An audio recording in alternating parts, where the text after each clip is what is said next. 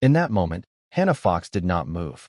Not because she didn't understand what she was seeing, but because her mind refused to accept that it belonged in her reality. Across the room, under warm lights and polite conversation, her husband Jason Howard leaned in and kissed another woman as if nothing in the world existed beyond that second. There was no hesitation that she could recognize, no confusion in his body language, no mistake that could be easily undone with explanation. It was direct, it was visible, and it happened in front of people who knew them as a stable couple, a respected family, a life that appeared untouched by chaos. What made it worse was not the kiss itself. It was what came after it. Jason pulled back, not in shock, but in awareness, as if the moment had been real enough to acknowledge, but still small enough to manage. His eyes moved immediately, not to the woman beside him, but toward Hannah. That glance carried something heavier than guilt. It carried preparation, as though in that instant, he was already calculating how to rebuild perception before it collapsed fully. But Hannah was not thinking about perception. She was thinking about time. Because something strange happens when trust breaks in a single visible moment. The present does not continue normally. It splits. One version keeps moving forward in the room. The other stays frozen inside the person experiencing it. Hannah stepped back without realizing she had moved. The glass in her hand still existed, but she couldn't feel its weight anymore.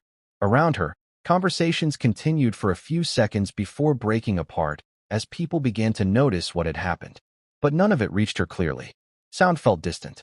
Faces blurred into motion without meaning. And then Jason spoke. Not loudly, not dramatically, carefully. He said her name like it still carried authority. But Hannah didn't answer, because in her mind, something had already started to shift. Not emotional reaction yet. Something colder, something slower. Recognition forming in real time that her life had just revealed a version of itself she had never been shown before. Jason moved toward her. That movement mattered more than the kiss, because it was the first attempt to control the outcome. He spoke again, words like mistake forming quickly, almost rehearsed, as if language alone could reduce the impact of what had just been seen. But Hannah wasn't processing meaning anymore. She was comparing reality to memory, searching for the point where the version of Jason she knew stopped matching the one standing in front of her. And she couldn't find the moment it changed. That absence of a clear beginning was what made it worse. Because it meant this didn't start tonight. It meant she just found out tonight. Hannah turned and walked out. Not fast, not emotional, just finished. Behind her, the room did what rooms always do after disruption. It tried to recover. Conversations resumed in fragments. People looked away. Someone laughed too quickly. Someone pretended not to have seen enough to matter. But Jason followed her. Because silence after exposure is more dangerous than confrontation. Outside, the air felt different, not because of temperature, but because there were no witnesses left to buffer reality. Jason called her name again, this time with urgency replacing control. He began explaining immediately, words stacking without structure. Mistake. Nothing serious. Not what it looks like. You don't understand the context, but Hannah finally looked at him. And that was when Jason realized something had already changed. Because she wasn't crying. She wasn't shouting. She was observing him like someone trying to match a voice to a recording that no longer sounded familiar. And in that moment, Hannah asked the only question that mattered. Not aloud, but internally. How long has this version of him existed without her knowing? Jason tried again, lowering his voice, shifting tone, trying to move the situation back into something manageable, something private, something reversible. But Hannah had already stopped believing in reversible, because what she had seen wasn't just betrayal. It was continuity, a moment that didn't feel like the beginning of something. It felt like the end of something she had been inside for a long time without realizing it. And that realization did not break her. It stabilized her, not emotionally, but structurally, like a system correcting an error it had ignored for too long. Jason reached for her arm. She stepped back immediately, not aggressively, just final. And that small movement did something neither of them said out loud. It confirmed that access had changed. Not temporarily, but fundamentally. Jason Howard did not sleep that night in the way a person normally sleeps after their life changes. He moved through the house in silence, not because there was nothing to say, but because anything he said would now be measured against what had already been seen. Every explanation he had prepared in his mind at the dinner party no longer felt complete enough to use. What he needed now was not persuasion. It was reversal. But reversal required something he no longer had: control over how the moment was interpreted. Hannah Fox did not speak either. She sat in a different room, not as a reaction, but as a decision. Something in her had stopped responding to emotional urgency.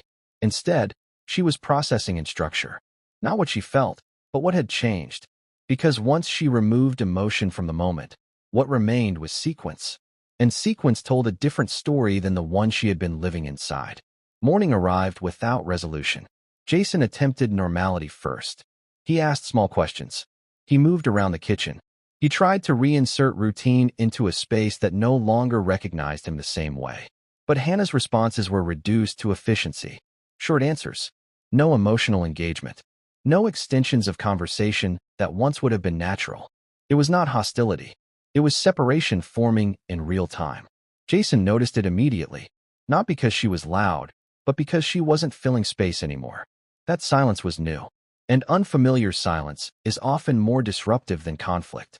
At work that same day, Jason tried to continue as if nothing had changed. He attended meetings. He spoke when required. He presented himself the way he always had. But something subtle had shifted in how others responded. He was still included, but not centered. Still present, but not relied upon in the same way. Conversations that once paused for his input now continued without waiting. No one announced the change. They didn't need to. It was already happening. Meanwhile, Hannah began doing something she had never done before. She stopped interpreting Jason's behavior through assumption. She started reviewing it through pattern. Late arrivals. Inconsistent explanations. Emotional absence that had once been normalized. Each memory, once isolated, now connected into a timeline she had never fully assembled. And when she connected it, she didn't collapse. She clarified. That distinction mattered. Because clarity does not always feel like relief at first. Sometimes it feels like distance forming between you and your own past. Jason attempted a conversation that evening, trying to bring the situation back into something he could manage emotionally. He used softer language. He avoided direct reference to what had been seen. He focused on us, on mistakes, on moving forward. But Hannah stopped him, not with anger, with precision. She asked him one question that changed the direction of everything that followed. Not about the kiss, but about time. How long has this been your life that I didn't see? Jason didn't answer immediately, because answering required definition. And definition removed ambiguity. Ambiguity was what he needed to survive the situation. But Hannah was no longer operating inside ambiguity. That was the moment she stopped being negotiable. The next day, Jason attempted correction through action. He became more visible at home, more present in conversation, more deliberate in routine. But these changes felt reactive rather than restorative. Hannah did not respond to increased presence because presence alone no longer meant connection. It only meant attendance. And attendance is not the same as involvement. At this stage, something else entered the situation quietly. Chris Walker. He did not arrive as an answer. He arrived as recognition. Chris had experienced a similar collapse in his own marriage. Not identical in detail, but identical in structure. The moment trust stops being supported by evidence and starts being questioned in hindsight. When he and Hannah spoke, there was no emotional acceleration. There was understanding without performance.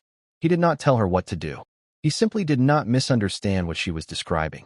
That alone changed how Hannah processed her situation. Because for the first time since the dinner party, she was not explaining her reality to someone trying to reduce it. Jason, on the other hand, began to feel something he could not easily identify at first. It was not confrontation. It was reduction. At work, his influence continued to thin, not through conflict, but through redistribution. Projects were reassigned without explanation. Decisions were made in smaller groups that no longer required his input. He was still listed, still present, still technically part of the structure. But structure had already adjusted around him. He was no longer inside the decision flow, only adjacent to it. And that difference, though quiet, was irreversible in practice. At home, Hannah had already begun preparing for separation without announcing it emotionally. Not as retaliation, but as organization. Documents. Boundaries. Financial clarity. Not dramatic. Not reactive. Just methodical removal of dependency. Jason sensed the direction, but he still believed explanation could slow it down. What he didn't realize was that Hannah was no longer trying to understand him. She was measuring what remained useful for stability, and everything else was already being phased out. That was the real shift. Not betrayal, not exposure, but replacement of emotional interpretation with structural decision-making. And once that shift completes, the relationship no longer behaves like a relationship. It behaves like something already ending in slow motion. Jason Howard started noticing something he could not easily explain at first. It wasn't a single confrontation, and it wasn't a single event. It was the way his life was no longer responding to him in the same rhythm it used to. Things that once required his approval were already decided before he entered the room. Conversations that used to pause for his input now moved forward without him. Even small things, like emails that used to be directed to him first, were now bypassing him entirely. There was no announcement, no explanation, just gradual removal of relevance. At home, Hannah Fox had stopped engaging in emotional discussions entirely. If Jason tried to revisit what happened at the dinner party, she did not respond to the emotional framing anymore. She responded only to facts, timing, behavior, consistency, anything that could be measured without interpretation. That shift made every conversation feel different for Jason, because he realized he could no longer influence the situation with tone or regret. He had to deal with structure now, not emotion. And structure was something he had never prepared for. Hannah's discovery did not come from a dramatic reveal. It came from documentation, messages, gaps in timelines, repeated patterns that once felt insignificant when viewed individually, but now formed a continuous sequence when placed together. Late nights that aligned with unexplained absences, conversations that ended earlier than they should have, information that didn't match previously given explanations. It was not one secret. It was a system of small contradictions. And systems are harder to defend than moments. When Jason realized Hannah was no longer asking questions for reassurance, but for confirmation, something in his behavior changed. He attempted to regain control through explanation again, but this time the explanations didn't land the same way. They were not rejected emotionally. They were evaluated structurally and set aside when they failed consistency checks. That was the point where he began to understand something uncomfortable. He was no longer being interpreted. He was being assessed.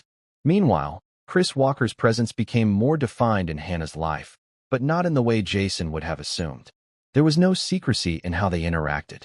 There was no urgency in how their conversations developed. Chris did not position himself as a solution or replacement. Instead, he existed as someone outside the emotional distortion Hannah had been living inside for years. He understood the pattern she described without needing it simplified. And that made him different from everyone else who had ever responded to her situation. Jason, however, was beginning to experience a different type of pressure externally. It did not come from confrontation, but from removal of influence. At work, his involvement in key decisions was no longer requested. Projects he once led were reassigned quietly, not as punishment, but as restructuring. The explanation was always efficiency, alignment, or shifting priorities. But the outcome was consistent. He was no longer central, only referenced. Then came the financial strain, not as collapse, but as tightening. Budgets he once controlled were no longer within his discretion. Approvals required additional layers he did not previously need. His authority was still visible on paper, but slower in practice. Every process he touched now required more validation than before. And validation is often the first sign that trust has changed. At the same time, the woman from the dinner party, the one who had been part of the initial exposure, had fully withdrawn from Jason's life. Not through conflict, but through avoidance. No more replies. No more meetings. No more shared presence in any space where accountability could follow. What once existed in secrecy could not survive visibility. And once visibility arrived, she removed herself completely. Jason found himself isolated in a way that felt unfamiliar. Not because people were attacking him, but because people were no longer including him. Hannah, however, was moving in the opposite direction internally. She had begun organizing her life around clarity rather than reaction. Her decisions were no longer influenced by what Jason said in the moment, but by what the full pattern showed over time. That change made her harder to destabilize emotionally, because she was no longer responding to isolated events. She was responding to structure, and structure does not bend easily under apology. Chris remained steady during this transition. Their conversations often focused on rebuilding understanding of life after trust breaks down. Not romance, not urgency, but the process of recalibration after long-term emotional misalignment. For Hannah, this was the first space where she did not have to defend her interpretation of reality. She was simply understood. Jason, meanwhile, reached a point where explanation stopped producing any change in outcome. That realization hit him gradually. Meetings still happened. Conversations still occurred. But nothing shifted back toward his influence. It was as if the system around him had already moved on without formally removing him. And that realization created something more difficult than anger. It created irrelevance. Not dramatic, not loud, just quiet exclusion from decisions that once depended on him. At home, Hannah had already moved into a different phase entirely. She was no longer evaluating whether the marriage could be repaired. She was evaluating what needed to remain stable during separation. The emotional conversation had ended internally. What remained was logistics, structure, and future planning. Jason still believed there was room for restoration. But Hannah was no longer negotiating restoration. She was finalizing transition. And that difference between them was no longer emotional. It was directional. One of them was trying to rebuild what no longer existed. The other had already started building what comes after it. Jason Howard didn't lose everything in one moment. It happened in layers so quiet that at first he convinced himself nothing was actually changing. But the structure around him had already shifted too far to reverse. At work, the final stage wasn't confrontation, it was exclusion. He was still on the system, still listed, still technically part of the organization. But decisions were no longer routed through him. Meetings happened without his input. Results were presented after conclusions had already been made. His name appeared less in discussions and more in summaries, as if he had become a reference point from the past rather than an active participant in the present. That realization hit him hardest during a meeting where he prepared points he never got to deliver. The conversation moved forward without pause for him. No one interrupted him. No one dismissed him. They simply didn't require him anymore. When the meeting ended, there was no tension in the room. Only continuation, as if his absence wouldn't have changed anything. And that was the moment Jason understood something deeper than professional decline. He was no longer a decision-maker in his own life's direction. At home, Hannah Fox was already in a different reality. The emotional collapse had passed. What remained was structure. She had stopped revisiting the dinner party in her mind, not because it no longer mattered, but because it had already served its purpose. It had revealed everything she needed to know about the marriage she thought she was in. There were no more arguments between them. No more emotional negotiations. Only practical conversations when necessary, and silence when not. Jason still tried, at times, to reopen emotional pathways between them, references to their history, their son, their years together, but Hannah no longer processed those arguments as leverage. She processed them as memory, not direction. Chris Walker remained present during this period, but not as a replacement narrative. There was no urgency between him and Hannah, no attempt to accelerate emotional reconstruction. What existed between them was consistency. He understood what it meant to rebuild identity after trust collapses, and that understanding gave Hannah something she hadn't had in a long time: space without pressure. Meanwhile, Jason's external world began contracting further. Financial control became more restricted. Responsibilities were redistributed. His professional influence no longer aligned with his title. Even conversations outside of work changed tone. People were polite, but less engaged. Familiarity remained, but trust had thinned to habit. The most difficult part for Jason wasn't hostility. It was neutrality. People weren't reacting to him anymore. They were simply adjusting around him. Then came the final personal separation. Hannah moved forward with legal and structural steps to formally separate their lives. Not in anger, not in retaliation, but in clarity. The process was organized, deliberate, and free from emotional escalation. Jason received documents that confirmed what he had been resisting internally for weeks. The relationship was no longer being discussed as something to repair. It was being divided into practical terms. He tried to argue, not aggressively, but emotionally. He tried to revisit the idea that what happened at the dinner party did not define everything that came before it. But Hannah no longer engaged that framing. Because for her, the issue was never just that moment. It was everything that moment revealed. Jason had no counterweight for that kind of clarity. Because clarity does not argue. It finalizes. As the separation progressed, Jason experienced what felt like a slow removal from spaces he once moved through easily. Not only at work, but socially. Invitations became fewer. Conversations shorter. People who once spoke freely around him now chose words more carefully or chose not to engage at all. He was still present in the world, but increasingly absent in its direction. The woman from the dinner party never re-entered his life. There was no dramatic return, no explanation, no confrontation.